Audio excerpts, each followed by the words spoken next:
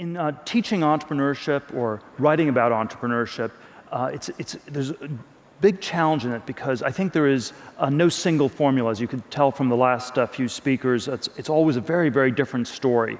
And I think every moment in the history of business, every moment in the history of technology happens only once. The next Mark Zuckerberg will not be building a social networking site. The next Larry Page will not be building a search engine. The next Bill Gates will not be building an operating system company. If you're copying these people, in some sense, you're not learning from them.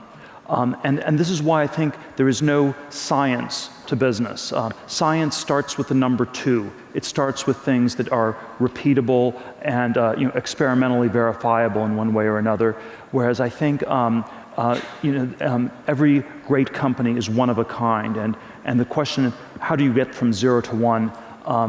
And so the starting point for my book, 0 to 1, is this sort of anti-formulaic approach. It's to take this question of singularity and uniqueness as the central question. And I try to get at it through a variety of sort of contrarian questions. What great business is nobody building? Tell me something that's true that nobody agrees with you on. These are often quite hard questions to answer because we think it's hard to come up with some new truth, or it often requires courage because you often have to go against conventional wisdom in one way or another.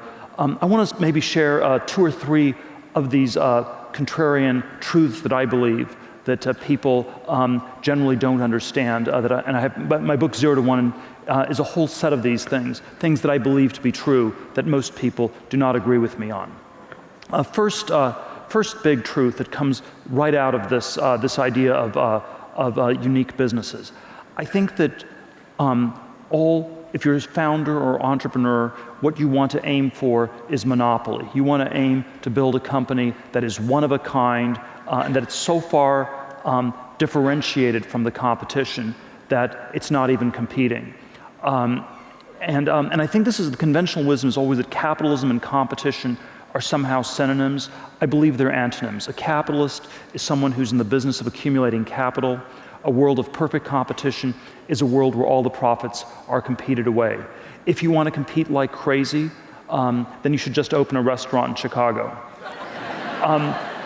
And I think the great companies like Google, is sort of the paradigm example I use, has had no serious competition in search since 2002, when it definitively distanced itself from Yahoo and Microsoft. And as a result, it's been generating enormous cash flows for the last 12 years. I sort of get at this, I think there are sort of 2 different reasons this monopoly and competition idea is not understood. One is somewhat intellectual, because the people who have monopolies don't talk about it. They pretend not to have monopolies for reasons that I will leave to your imagination. And the people who don't have monopolies pretend to have something unique about their business, because otherwise nobody would invest or give them any money. And so, and the way you do this is, if you have a monopoly like Google, you will pretend that you are in a much, much larger market. So you will never, as Google, talk about the search business and say, we have a 66% share of the search market, and we're much more dominant than Microsoft ever was with the operating system market in the 1990s. You will instead say that we are a technology company, and technology is this vast space where we're competing with Apple on iPhones, and we're competing with Facebook on social, and we're going to build self-driving cars, and we're competing with all the car companies in Detroit, and there's just competition everywhere. And so it sort of gets obscured by making the market appear to be bigger than it really is. And then conversely, if you were to listen to my talk today and run out of here and decide you had to start a restaurant immediately, and you talk to various investors, and they'd say, well, I don't want to invest in a restaurant because I know they all go out of business, I will lose all my money. You will tell them some idiosyncratic story where this is a one-of-a-kind restaurant. It's completely unique and very different from all the others. It is the only British, Nepalese fusion cuisine within downtown Chicago. And so there's sort of this fictional story that gets told the other way. And so I think that because of these distortions that people tell about their businesses. I think this monopoly question ends up being very, very underappreciated, and we sort of underweight it as a variable intellectually. But I think there's also sort of a second reason that this is not understood that well. I sort of, the opening line of Anna Karenina is that all happy families are alike, all unhappy families are unhappy in their own special way. And I think the opposite is true of business. I think all happy companies are different because they figured out some way to radically differentiate themselves and escape from competition. All unhappy companies are alike because they fail to escape the essential sameness that is competition. The chapter in my book entitled "All Happy Companies Are Different" got excerpted by the Wall Street Journal, and they retitled it a little bit more provocatively with the title "Competition is for Losers." And the reason this is such a provocative title is because we always think that the losers are the people who can't compete effectively enough. The losers are the people who are slow on the swim team in high school.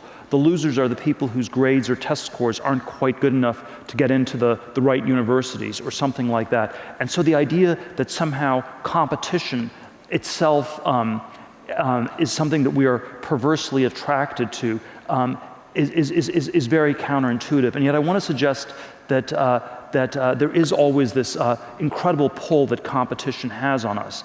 The autobiographical anecdote in my book, when I was a teenager in my 20s, and the advice I'd give my younger self, was incredibly driven by these sort of competitive dynamics. My 8th grade junior high school yearbook, one of my friends said, "I know you're going to make it into Stanford in 4 years," and sure enough, I got into Stanford 4 years later, then went to Stanford Law School, and then ended up at a big law firm on Wall Street. It was one of those places where from the outside everybody was trying to get in, on the inside everybody was trying to get out. When I left after 7 months and 3 days, one of the people down the hall from me told me it was reassuring to see me leave. He had no idea it was possible to escape from Alcatraz. And of course, all you had to do was go out the front door. But it was psychologically hard for people to do this because their identity was so wrapped up in the competitions they had won, the people they had beaten along the way, that they could not even imagine doing anything different. And so I think this is why I think competition is always this very two-edged thing. When you compete ferociously, you will get better at that which you're competing on, but you will always narrow your focus to beating the people around you, and it often comes at this very high price of losing sight of what is more important or perhaps more valuable. And so I think there's this very strange phenomenon in Silicon Valley where a lot of the most talented startups, a lot of the great startups, seem to be run by people who are suffering from a mild form of Asperger's. And I think we need to always turn this fact around and view this as an indictment of our whole society.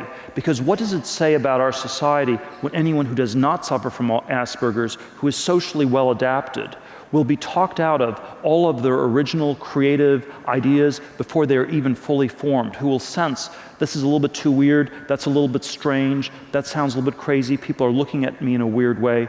And I think this is something that we must all realize is sort of a deeply endemic problem. They've done these studies at Harvard Business School, which I think you can often think of the business school student as a profile in anti-Asperger's. They're sort of very extroverted, often have no real convictions, and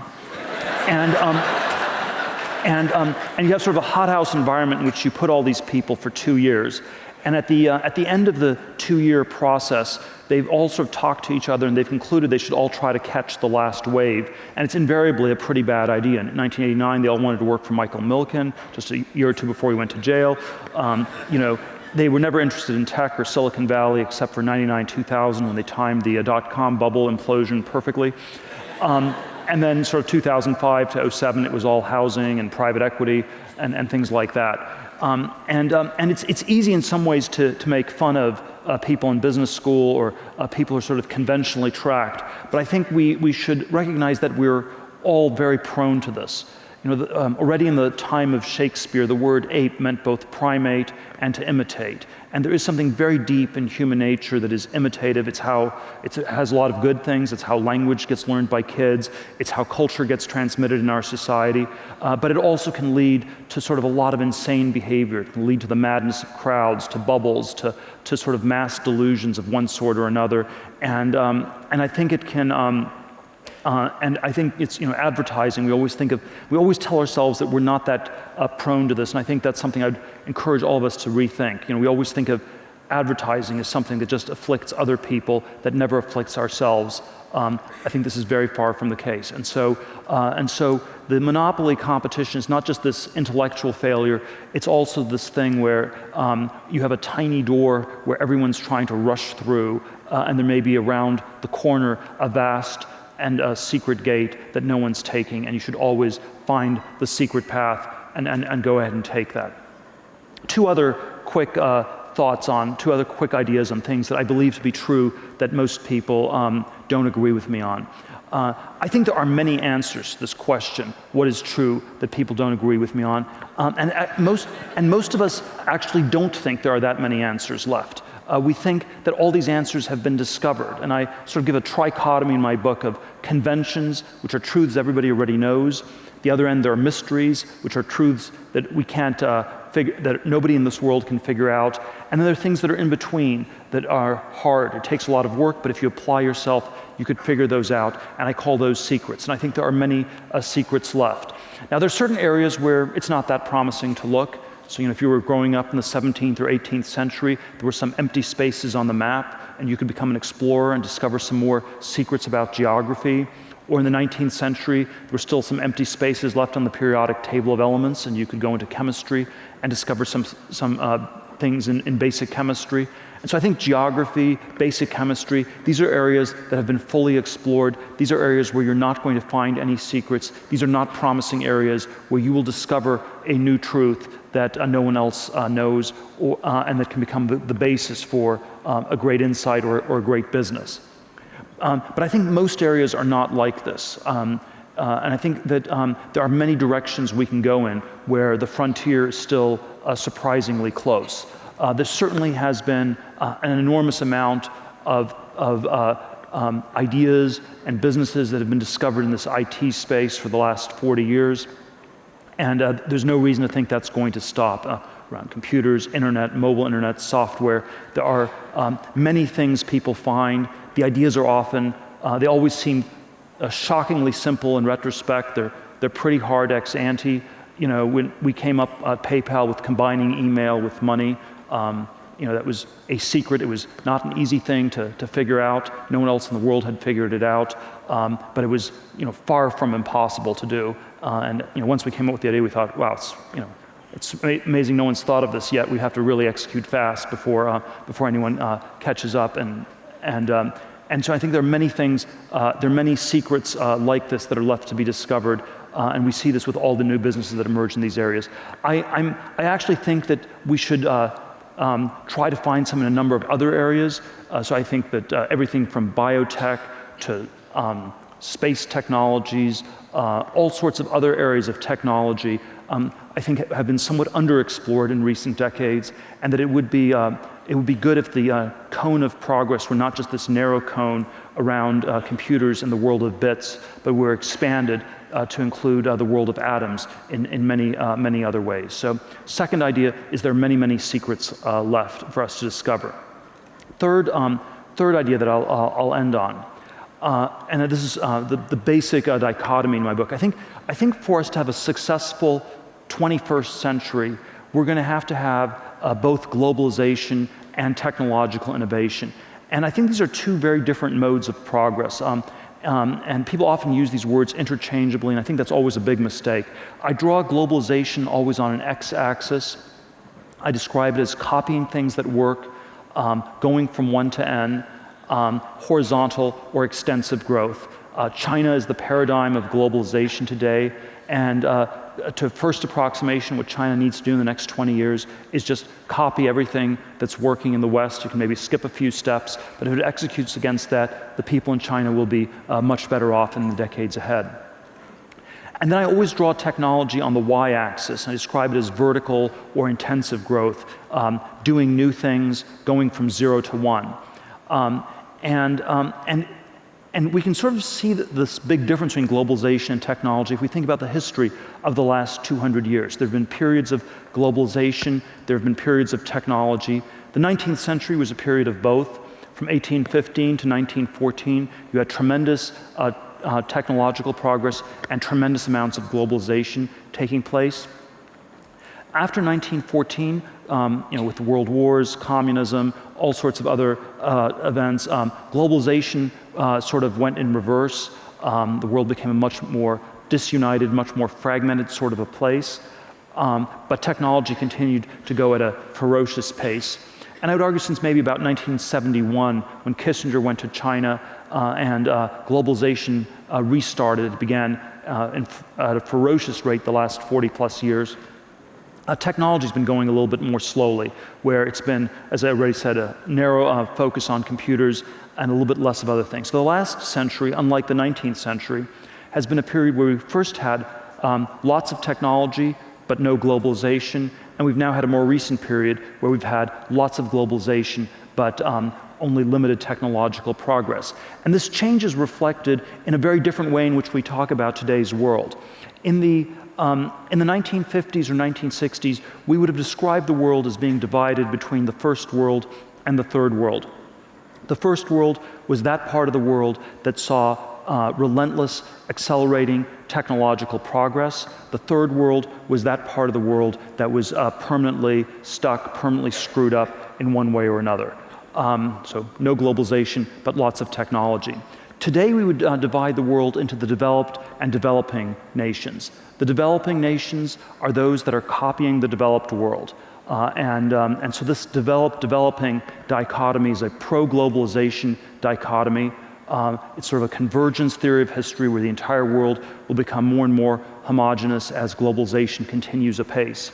But it is also implicitly an anti-technological dichotomy, because when we say that we're living in the developed world, we are implicitly saying that we're living in that part of the world where nothing new is going to be done, where things are finished, they're complete, and we can expect decades of stagnation and sclerosis, and the younger generation should expect to have a lower living standard than their parents, and we have sort of this rather bleak view of the future. And I think we should not accept that sort of a label. We should not accept this idea that we're living in the developed world.